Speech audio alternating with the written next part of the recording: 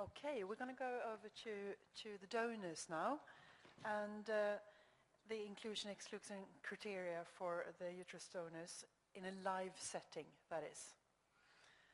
And as you can see here, a criteria to become a live donor of any organ is that you have absolute physical and psychological health. And in this case, there is no compromises. You can't go wrong with a live donor. Nothing can happen. When you look at the criteria of uterus donation in a live donor setting, you have, you can see the age is of course important. You shouldn't be under 18, and you should of course have completed your family. And according to obesity, we basically followed the guidelines of other organ transplantations. As you saw from Lars' presentation, we didn't have any problems with this. The BMI absolute criteria for exclusion was 35. I think our donors, I have to look at the paper beside there, they had a mean BMI of 25.6. So they are far away from 35. Other things that might be an absolute exclusion criteria, of course, if you have uterine abnormalities and malignancies. You shouldn't have an active known malignancy or a recent malignancy, and you shouldn't have cancers with long time to recurrence. And that's, for example, is breast cancer, malignant melanomas, and I'm sure there are other ones too. According to systemic diseases, you shouldn't have a systemic disease. This is just examples. You shouldn't have a history of thrombosis or embolism, and this is very important. You shouldn't have any chronic infections. And of course, no psychiatric contraindications. There are also, of course, relative exclusion criteria. Talking about the age, is there an age limit of a donor of a uterus? Or should you consider postmenopausal state? Our donors in our study, we had a mean age of 53. The oldest one was 62. And according to the postmenopausal state, there were 5 out of 9 donors who was postmenopausal. 3 of those had been postmenopausal for more than 5 years already. And what we did then was that we tried to stimulate bleeding, stimulate the uterus with hormones prior to the transplantation, just to see if it was responsive or not. And it was in all patients. We also, of course, I'm going to get into that later, did some investigations of the vessels, so we know that they are not too small or have too little blood flow to do anastomosis. Looking at uterine malformations, myomas, as you know, is of course very common, about 10% of females, of course, and we set up a limit. This is all made up, of course, because no one knows this. This was our criteria. That you have, if you have one myoma that is smaller than 1 centimeters, if it's placed in the right spot, that might be okay.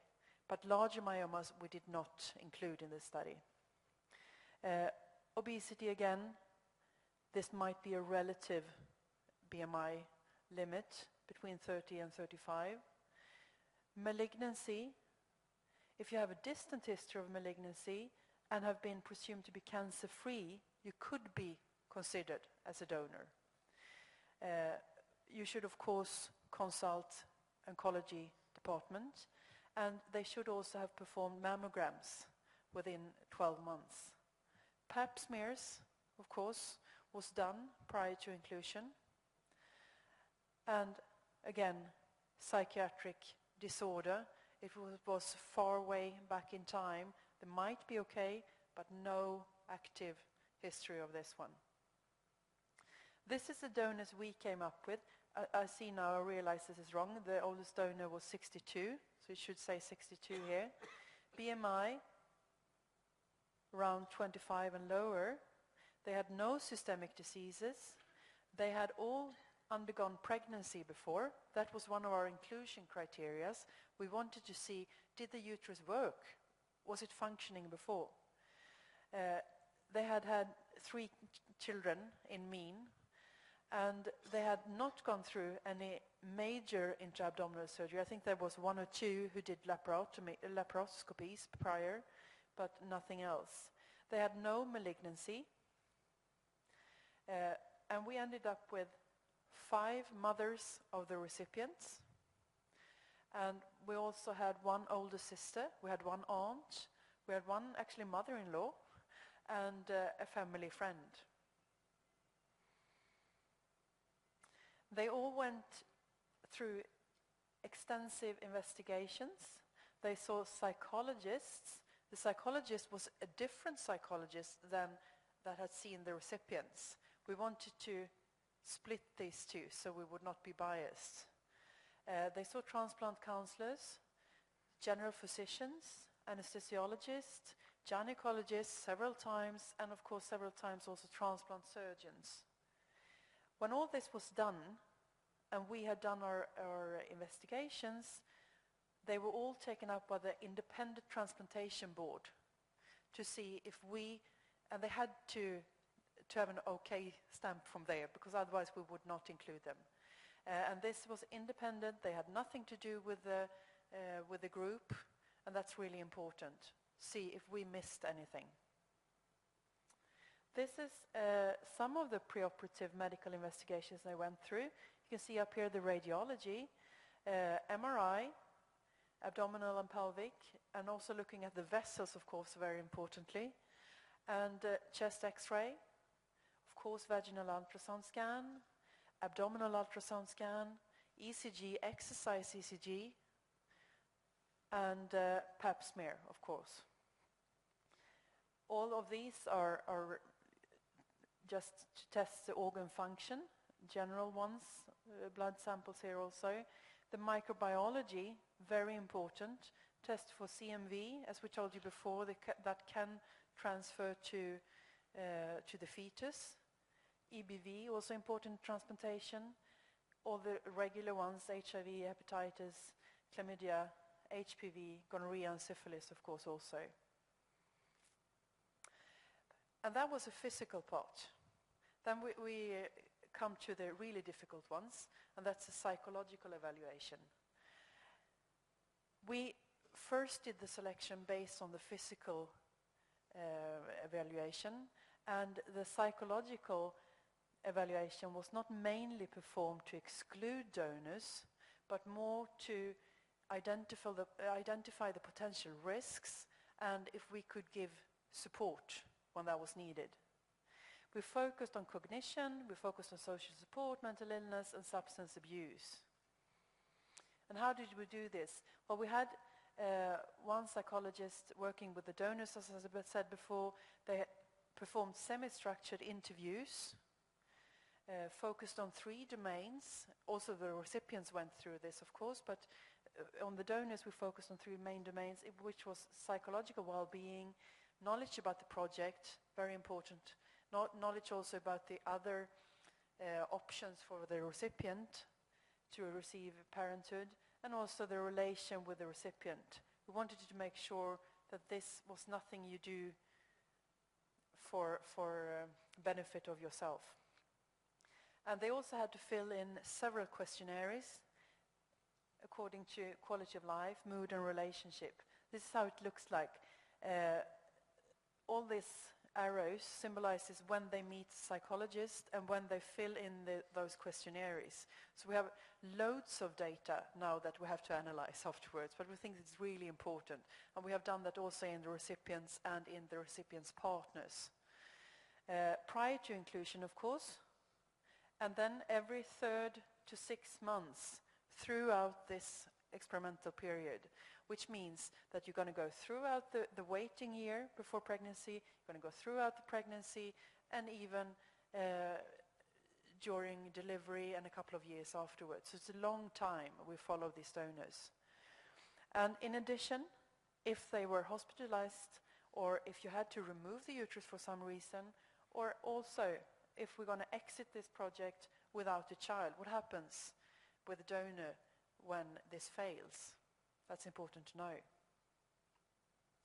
And who should do this? Well, it should be a psychologist or a psychiatrist with skills both from psychological evaluation, from a liver donor transplant, and also from reproduction, preferably. And this was added by our psychologist because she found this very difficult. And it shouldn't be a first-time job. You should be fairly used to those settings before. Thank you. Is there any questions on that? Yeah, over there.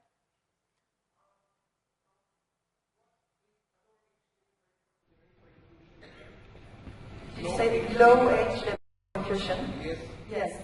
Well, we don't really have a low age limit. We want the donor to have completed their family formation.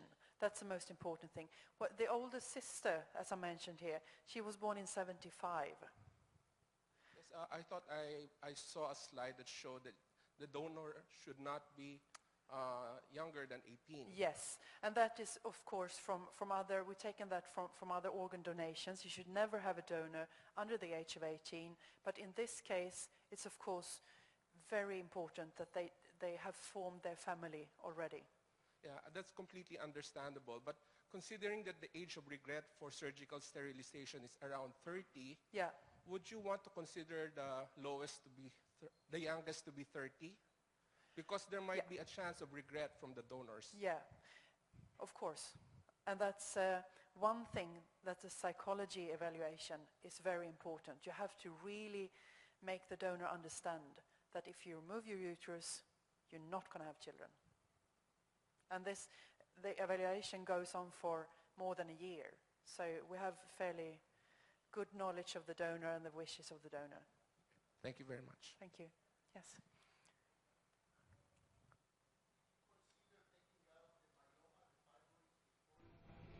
The question was, do we consider to take out the myomas before? No, not this one. It was so small and it was not situated near the cavity.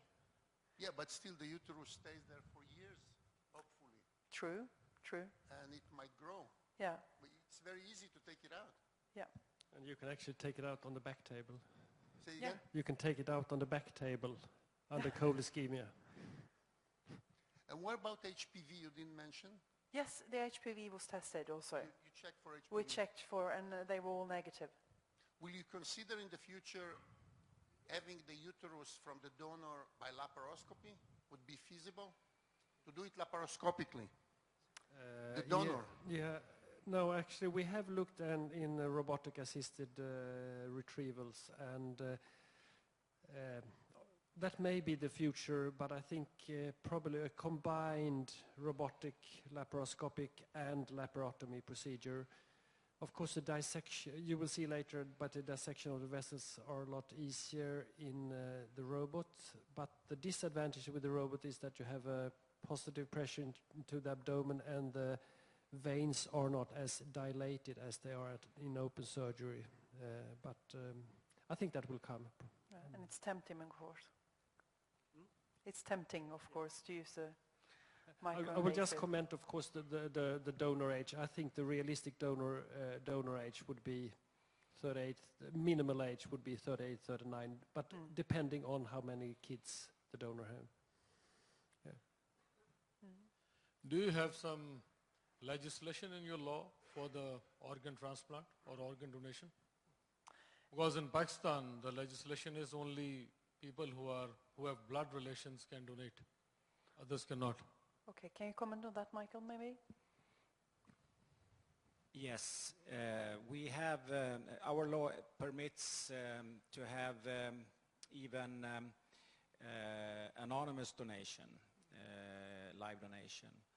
But usually we have the same requirements as for the live donors we've done here. It should be a close and long friend relation. But the law permits even anonymous donations. So we've done anonymous kidney donations. I think there's a question over here. Take one more question and then move forward. Thank you. As most of your patients are quite old, how did these uteri are for conception point of view? Can you say that again? As majority of the donors you have taken are of older age, group 60 and above, then how good they are if the conception occurs, then how good their vascularity and the prospects for pregnancy? Yeah, well, there are reports, of course, of egg donations in older women. That seems to be working. But it's of course a new field. We don't really know yet how the uterus is going to respond, but that's the data we got so far. Okay. Should we move on to the next? And you have, of course, oh, there, sure.